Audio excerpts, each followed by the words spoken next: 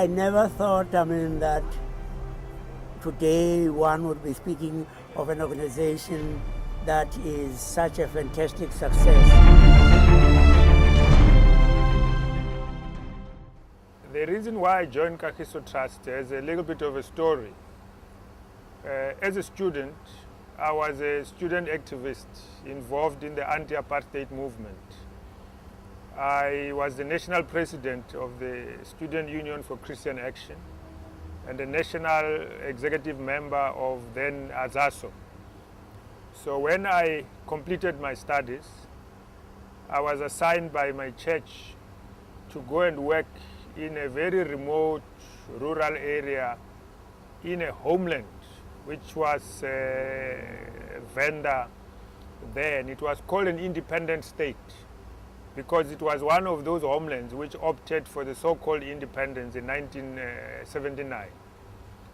By the time I arrived there, I realized that the situation of the people on the ground there was very, very repressive, even much more than what was being experienced, more severe than what was experienced in the rest of South Africa.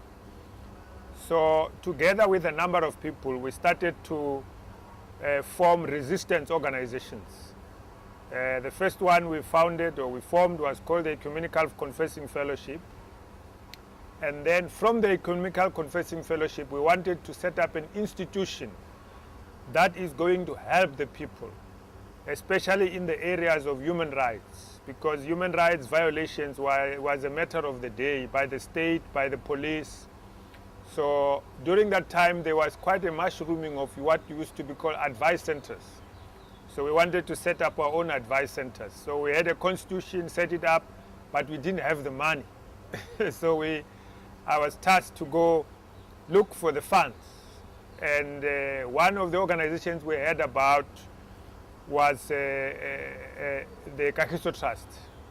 We picked it up from our work in the SACC because by then I was also involved in SACC structures.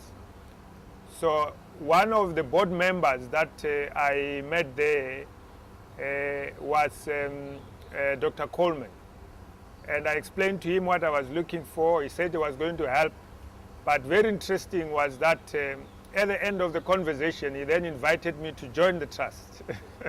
After I've shared our vision with him, what we want to do.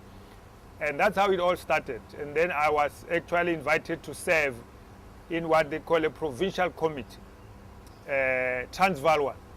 And I chaired the Transvaal committee. Now these committees of the Transvaal, primarily they used to look at projects because Kagiso Trust was not an implementing institution then. It was supporting community-based organizations and a lot of projects all over.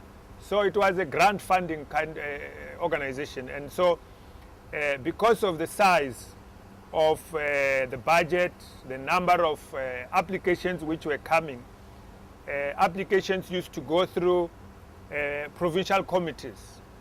And then the provincial committees had delegations to approve some of them, but the bigger ones would be assessed and referred to the board, to the national board.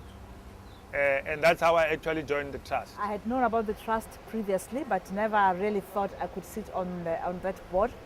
And when I was given that opportunity, because I already knew about the work of the trust and what the trust is achieving and what it is doing in society, and my passion for development and my passion for education, I felt that I could make a difference and add value to the trust and make sure that the work of the trust gets a bigger footprint around the country and perhaps around the continent. I decided to join Kagiso because I would like to be with an organization that has got integrity, and I found that the evolution and the inception of Kagiso does point to an organization with a lot of conscience, a lot of integrity, and I want to be part of that. I got involved in the KT board soon after it was formed, and I used to represent Professor Hervel on the board. The reason why, I thought it was during the emergency and Kagiso Trust was a recipient of EU funds, and they were helping disadvantaged communities in a range of projects. Okay, I'm not quite sure why the then trustees approached me to join, but this was a long time ago. This was probably in the early 1990s when I joined the Kagiso Trust. I was on the trust for a couple of years, and then when I became Director General in Agriculture, I became a patron. Then when I finished my job in government, I came back to as a trustee, and basically I've been on and off the trust probably over 15, 20 years. Huge budget which was meant for community development, helping communities in different places, victims of apartheid, and so it did an extraordinary work. But you know, after '94 it became a different institution. When I came back, I found it having developed to a level where it is much more able to do things that it could never do before, based on its own resources rather than on donors. And I think for me, the novel thing about the Kagiso Trust at the present moment is that it developed a sustainable model to be able to continue doing its work without depending on donors. Development of KTI, as far as I was personally concerned, because Eric had this crazy idea. He was concerned that as the country was becoming more normalized, that funding that Kagiso was receiving would become government-to-government funding rather than funding that was going from government to an NGO. And the question he raised was, if we think it's important that Kagiso Trust continue, we're going to have to be economically sustainable. And he liked the Ford Foundation or the Rockefeller Foundation as examples of foundations that were economically independent. And we thought that Eric was a little bit crazy because those were foundations that came after an entrepreneur had built an enormous business. How does a foundation create a business to sustain itself? And the rest is history. The moment when we actually attained financial independence and sustainability, and now professionalizing what we do in terms of saying that we are actually developing a model to transform educations and schools. And yeah, I think those have been the highlights for me. The launching of schools, that's the highlight. That's where the joy overflows, because then you can see the results of the work that everybody else has put in. That's where it culminates with the schools. Highlights were to get to know people like Ombe, Eric Malobi, and a range of other individuals, some who are no longer with us, or Yunus Mohammed.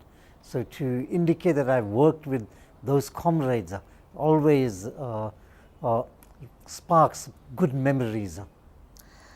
I don't know if there was one particular highlight, but I think that with the coming of a legitimate government, many NGOs really went underwater.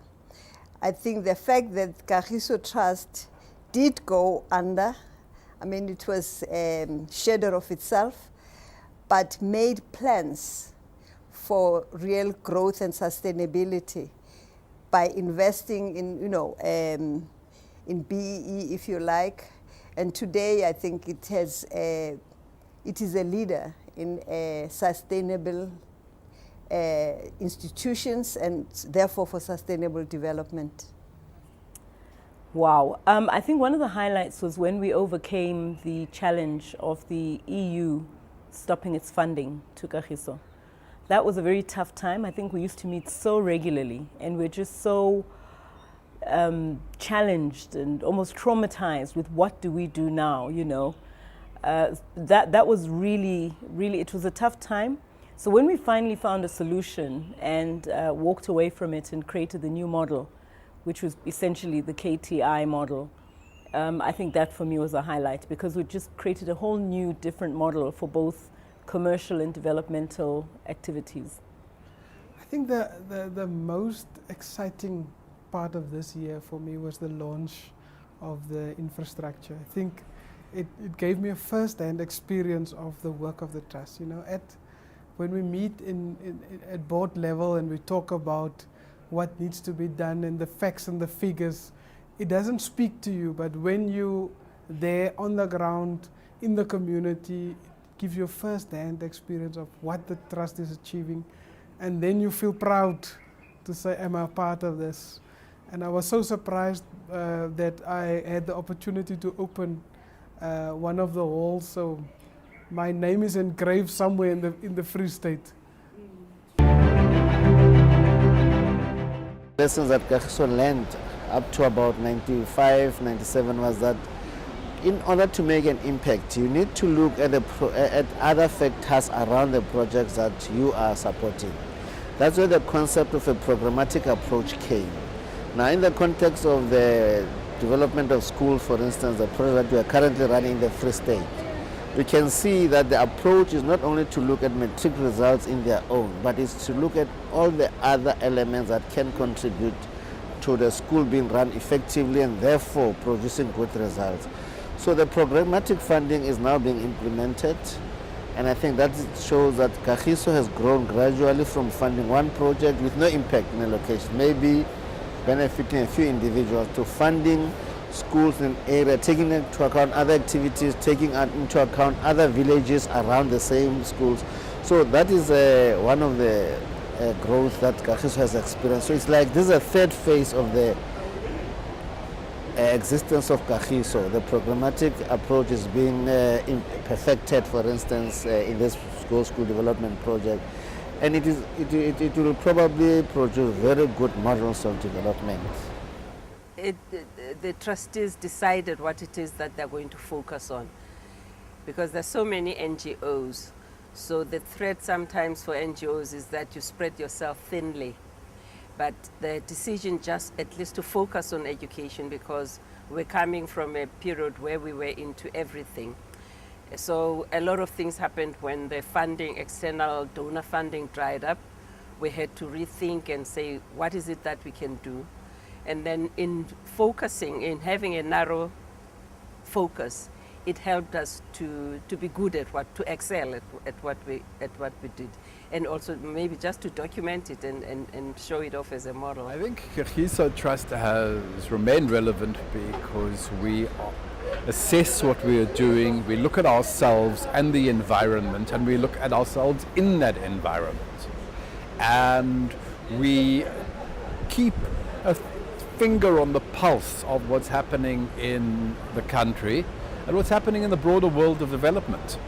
And if you look at how our work has grown from being simple grant making to the role we now play in the world of almost venture philanthropy, that we are at the cutting edge of finding sustainability in development, finding independence for NGOs, as we did it for ourselves.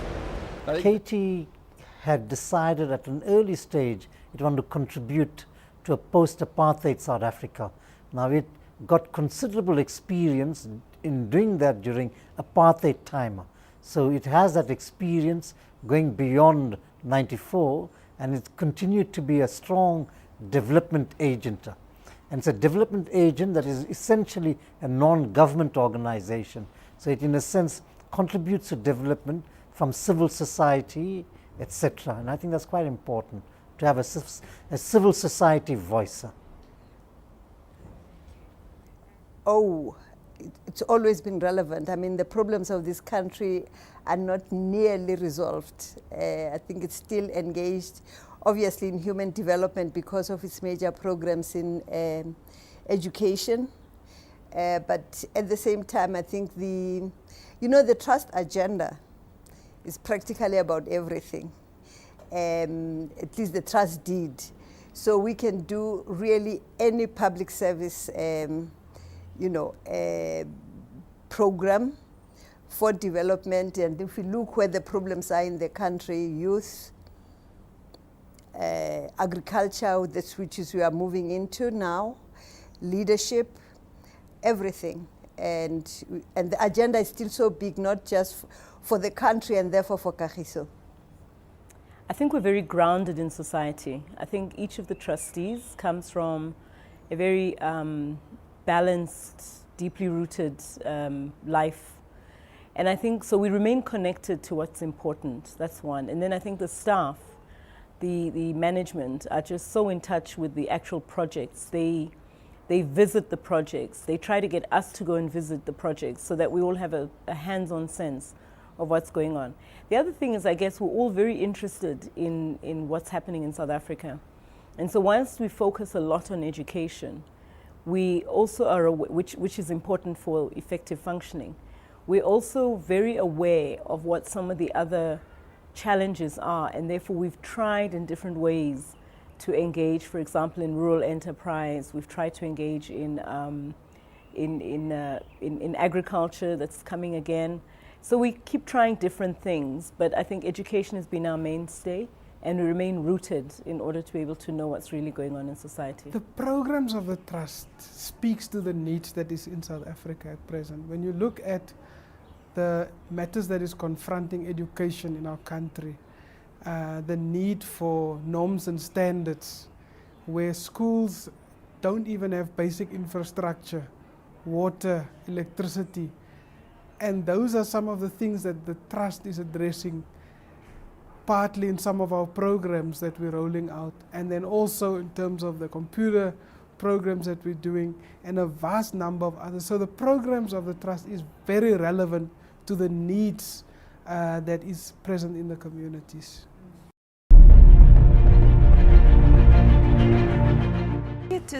It is the selflessness of most of the trustees, because these are people who give of their time, and compared to what they give of their time in order just to facilitate development and make sure that society survives, it surpasses any other, non-executive director role in mainstream business. I think that that's the kind of leadership probably that we all require, and that is what is so outstanding about the leadership of Kagiso Trust. The leadership has been able to bring its insights from both the days of the struggle and the insight many of the trustees have gained through working in government. And it tries to provide that insight to tackle contemporary problems, whether it's in education or housing or investments. I think what is significant for me, I was thinking about it this morning, the fact that even when we think we've gone really underwater, is that the vision of the Trust was absorbed by all, especially the executives, management, and people who worked for the organization, so that they took leadership when many of the leaders went into government, in ambassadors and all. They retained, and so that today, some of the executives I found 20 whatever years ago, and I'm sitting with them now as trustees.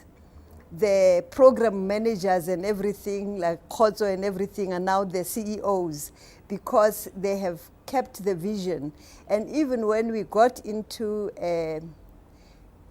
corporate business through KTI, when they thought that the vision was not, of those who were running the company, was not really plowing back to development, it is the management that decided to get into the business side in order to draw it back to where we're supposed to go to. So the leadership is correct leadership, that everybody in the Kagiso Trust is the leader of the trust.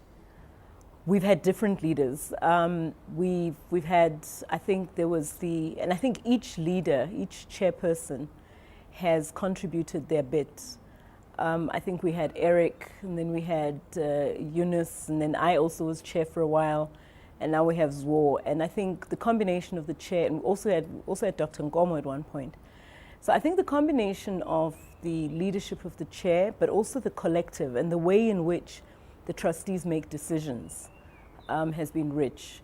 You know, you have a chair and a board of trustees, but actually each one of us brings our own leadership qualities to the table, and the others respect that input. And I think that's what has helped us remain where we are and actually grow. We've grown a lot, yeah.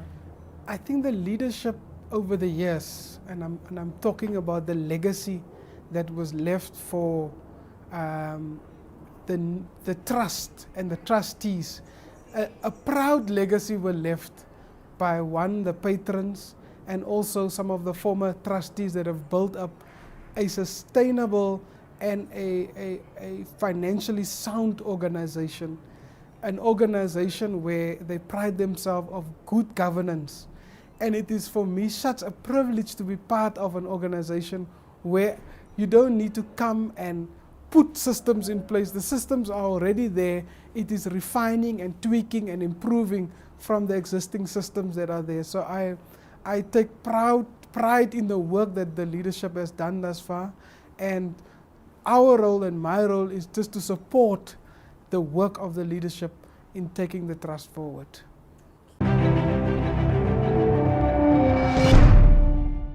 Now that we have reached a stage where the efforts that have been made for the last 15 years are now bearing fruit, we are now able to get dividends which are able to support the work of the Kagiso Trust to a level where no other NGO I know of has reached, especially here in South Africa. I think we've got an extraordinary responsibility. One, to be able to do what we are supposed to do, because we have the means to do so, but also to help other organizations, civil society organizations, to also look at models to make them self-sufficient and sustainable so that they don't depend on donor money. I think Kagiso should continue in the current role of dealing with educational and socio-developmental challenges, but also influence the way, influence policy and influence the way the country is governed, influence the way our institutions are run. I mean, there are lots of strategic institutions, government is just but one, and influence the way they are run and advise as a result of experience that the Trust has gathered over the years. I really believe that the South African educational system has enough resources to fund poor, able learners. I think they do have enough resources, but to the extent that we assist these kids to access those resources, I think it's a good program. So the schools, BEAS, this schools development program, whole school, it's also a very exciting kind of a project, but I can tell you that one of the things that I wish I could live to see is our success in terms of building models which are replicable in the rest of Africa. So Kagiso Africa is the most exciting thing to me now, because I believe that in many other African countries, I believe Africa is very wealthy. That's my own view. We've got a lot of resources, but then you have got a lot of poverty. And part of the reasons why there's a lot of poverty is because very few people benefit from the wealth in Africa. Now, if you have an institution like Kagiso Trust that is going to tap into the resources, not for individual or personal wealth, not to build individual billionaires, but to be able to plow back into community development programs to uplift not only individuals, but whole communities. I think that is the kind of area or a thrust or a development which is very exciting at this particular moment, and we're putting a lot of effort into it, and we hope that we are going to be successful indeed in this endeavor. I think Kagiso Trust need to, in a more determined way, contribute to the two big challenges this country faces. The first of which is employment creation, and the second is education. If you get those two problems right, then this country can go quite far. I think if you'd asked that question probably 5-10 years ago, I might have said, well, maybe we might become less relevant in the developing country context.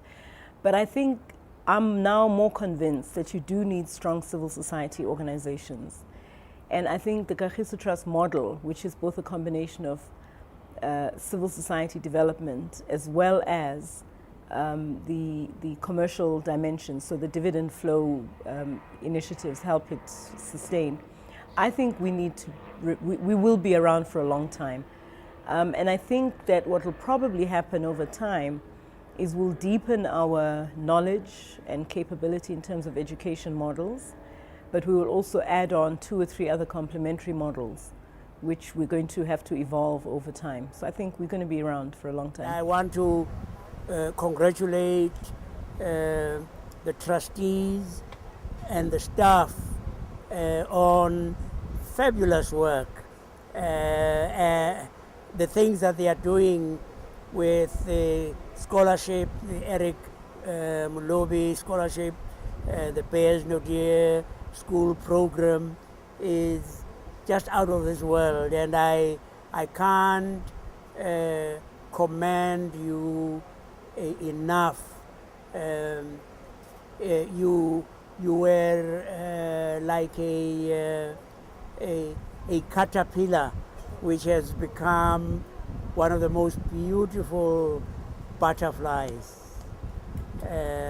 And we look forward to your continuing to do this fabulous work in education, in scholarship production, so that many of our young people in the rural areas especially, you say to them, the sky is the limit. Reach for the stars. You can be anything you want to be. Thank you.